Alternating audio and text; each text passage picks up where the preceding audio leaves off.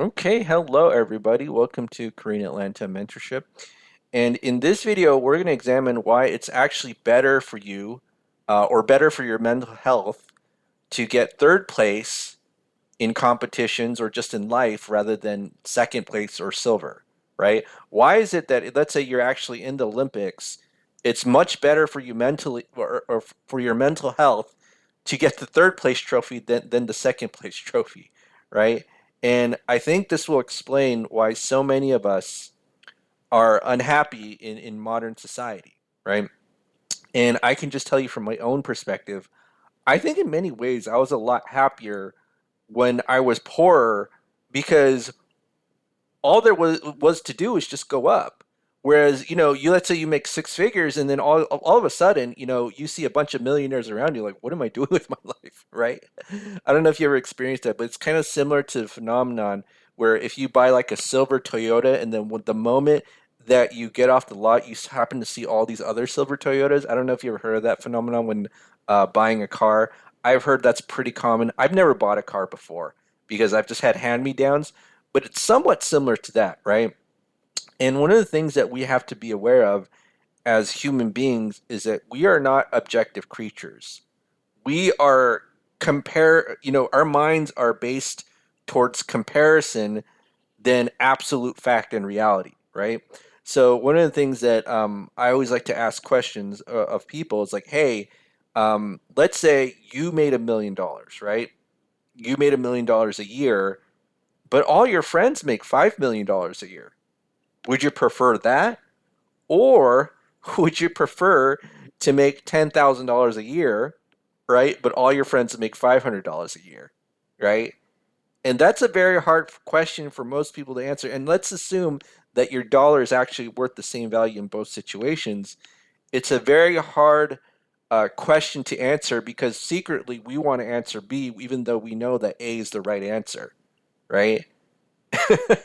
And I've been thinking about this for a long time about why so many people in modern society are so unhappy. And a lot of it is just because human beings, we have all this technology, all these things that kings and queens like 200, 300 years ago could have never even imagined. I mean, think about your smartphone, right? Yet people are more unhappier than ever. And it's because of essentially what we call the second place phenomenon, right? Like you may be making, 60, $70,000 a year, and that's far better than the rest of the world. But because you live in the United States, you know that sometimes that feels like it's not enough, right? Or if you're making 60, $70,000 a year and you're surrounded by people who make 100, 200, 300, or maybe millions of dollars a year, and you have all access to a lot of stuff that most people, again, in our history would have never imagined that they could have access to. I mean, think about just like downloading a music song at the palm of your hand in your computer. But because our minds are comparison or geared toward comparison, that is why essentially we're unhappy. Now, what does this have to do with the phenomenon that third place is actually better than being in second place? Again, our minds are not objective, right? We like to think we're rational, we like to think we're objective, but we're not, right? And so, what is essentially this phenomenon? So, I'll just kind of read it to you. And I don't know if you ever remember Michaela Maroney, but basically, she got second place in gymnastics in the Olympics. And then this was her face. It was kind of iconic picture a while back, but I can't remember what year it was. But Olympics, a psychologist explains why finishing second feels worse than third. The science of why athletes like Michaela Maroney often seem unsatisfied with silver. And I almost guarantee that people who make in that six-figure range are probably psychologically worse off than people who are making kind of like minimum wage. Like, and I know it seems kind of weird, right? Like, what, sometimes when you're in that minimum wage or above minimum wage category, you look at people who are six figures, like, how could you not? Oh my goodness, like, your life is made. Like, if I made double my salary, oh my, like, everything would be, all my life's problems would be over, right? I used to think that way, right? So let's just keep reading this. If you could choose ahead of a big competition, whether you finish third or second, you choose second, right? And of course, he had a study from the mid 1990s based on athletes' emotional displays at the Barcelona Olympics found that bronze medalists showed more positive emotion than silver medalists. Um, so the most popular explanation is that silver medalists engage in a specific form of counterfactual thinking. That is, they may regret missing out what might have been if they'd only pushed a little harder, right? So in contrast, those in third place compare downwards and are relieved that they managed to earn a medal at all. So the basic explanation is that when you're first, I think you're happy in first, right? I think they actually say that. I don't know for sure since they're just mostly focusing on comparing second and third place.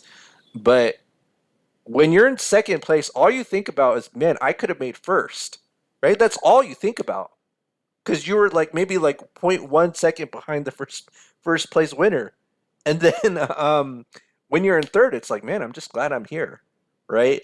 I'm just glad I'm here. I'm here.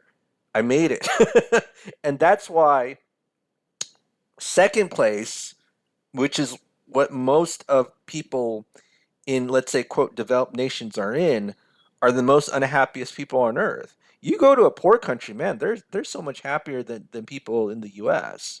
Like people in the US, they just they're pretty much given everything.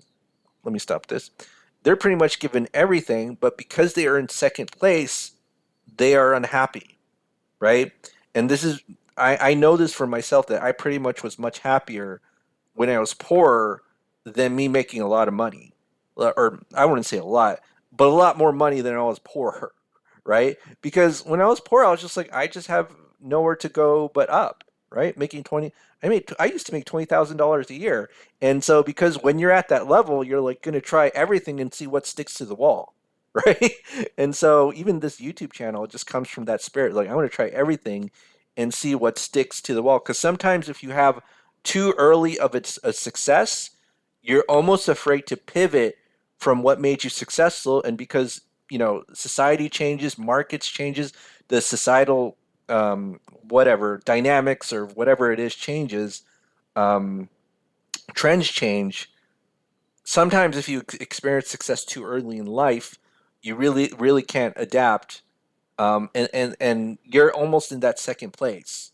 Like I'm almost like I feel almost strange if I don't fail like a couple, I don't know, thousand, 100,000 times before I kind of get a feel of what I need to do in order to succeed. Now, let's kind of go to ChatGPT, and you know what's really amazing about ChatGPT is that I feel like ChatGPT understands human psychology than humans themselves.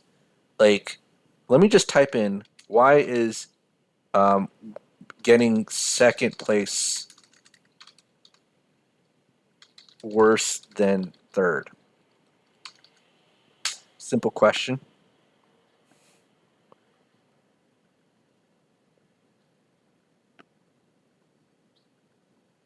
And let's just kind of once ChatGPT is done generating the text, we'll kind of read some of this. So, second place. When an individual finishes in second place, they're often acutely aware of how they were close to winning. Right? That's most of us in the United States. Third place, in contrast to someone who finishes at third, might compare the outcome of the prospect of not making it at all, right? And this is why, for me personally, I'm more excited about me having like 10 subs than I would have maybe like 100,000 or 200,000 subs. Like, I think the most I was ever excited about this channel was like at the 10 or 20 sub mark because I was like, oh my goodness, I can't believe people are watching this channel. And now that more people are watching this channel, I'm like, man, there are these YouTubers with 100 or 100,000 or a million subs. I'm not there yet. Although I'm aware of this phenomenon, so it doesn't affect me as much. And I think awareness really helps to kind of combat that feeling. Emotional reaction. Second place, the emotional response to coming in second often includes disappointment and frustration. Third place, the emotional reaction to getting third place is more often positive. Second place, individuals who finish second may have had winning as their primary goal. Third, those who come in third may have different expectations, such as simply aiming to place or do well. Social comparison, and this is what I talk about. This is really important to understand ourselves. Second place finishers often compare themselves directly with the first place winner. Um, Third place finishers might compare themselves with those who didn't make it at all. Recognition and validation. The recognition for second might not feel as significant, especially in contexts where the winner is only the winner is celebrated extensively. Third place, securing a spot in the top three often ensures recognition and validation, making the achievement feel more rewarding, right? So, again, I don't think there's, if we're objective, obviously second place is better than third, but because of the way that our brains are designed, we're not designed to be objective. We're designed to understand our success in comparison to other people, right? That's where we kind of feel that the our emotional reactions and our happiness as well, right? And so again, I think this ChatGPT is directly referencing the study that we talked about in the first article. But it's amazing how much human psychology ChatGPT knows. Probably just better than your average citizen. I mean, your average citizen, you talk to your average college or high school student, I could guarantee most of them are quite unhappy and they don't understand why because they were born second place in society, right? They weren't like in abject poverty where they're like eating dirt, or I've seen documentaries where somebody in Pakistan has to actually go inside a sewer to unclog it, which is insane, right? Like that's insane, crazy, right? But yeah, all right. Well, this is Korean Atlanta mentorship. So again, I think if we're aware of this, I think this could possibly be very relevant mental health training to understand why we would be unhappy, even though objectively things are going really, really well, right? All right. Well, that's it for today. Have a great day, and we'll speak next time.